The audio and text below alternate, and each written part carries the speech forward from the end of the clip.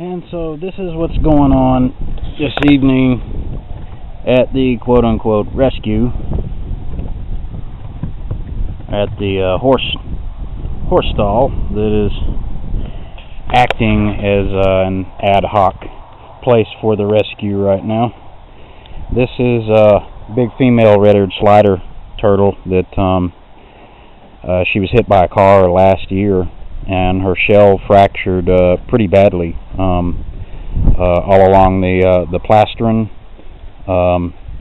The fracture progressed on both sides of her carapace, but primarily on the left side it was really bad, and both bridges were fractured, and that's usually where it's pretty serious, especially in a water turtle when their bridge is fractured, and that's the area where the top and bottom shell meet, and those areas are usually where the force is focused. The stress is focused right there whenever they're run over, and so that those parts along the side where the top and bottom part of the shell meet, those tend to fracture, and that's where a lot of the breaches into their body cavity occur as a result of that. But this is her first time actually in a full depth, submersible level of water since she came to the rescue last year. So she's just now getting her sea legs back. She's just recently gotten to the point where I felt like her underlying tissues underneath the fracture had scarred up enough that there wasn't going to be any water intrusion. She's still not at the level I would like to see for healing, but I'm putting her in some water that she can fully submerge in now in preparation for release. And like I said, this been a long time for her. I don't remember the date exactly, but she came to me at some point last fall, I believe. So pretty good while ago. And we've got Poncho up here.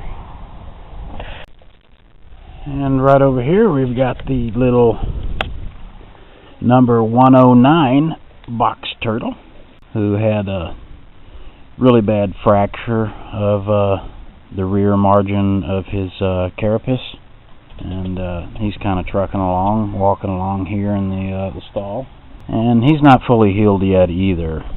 It's been 6 months. He came to me in the winter, actually in December, and he's still hanging in there.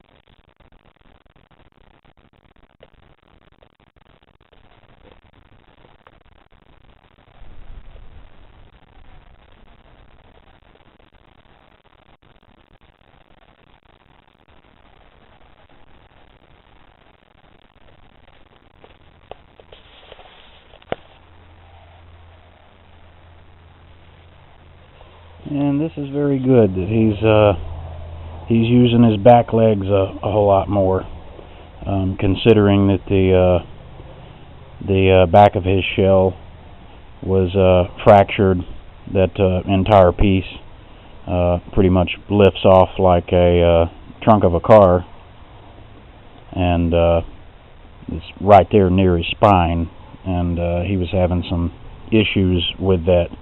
Early on, he was not really able to, although he had responsiveness in his back legs for a long time, he really wasn't using them. So, indicating he had some weakness in them and or some pain. So he's getting along with his back legs really good now.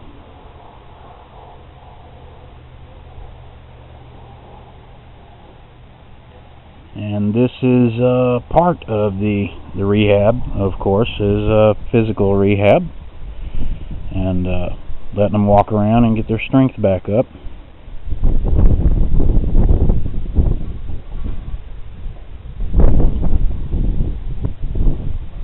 And here at some point in the near future, after he heals a little better, we'll deal with getting that paint off and getting back down to his natural shell color. But for right now, that's not really a priority. If he were strictly out in the wild, then this would interfere with his ability to escape predators and also to thermoregulate as he was out in the sun and everything. But since he's in rehab right now,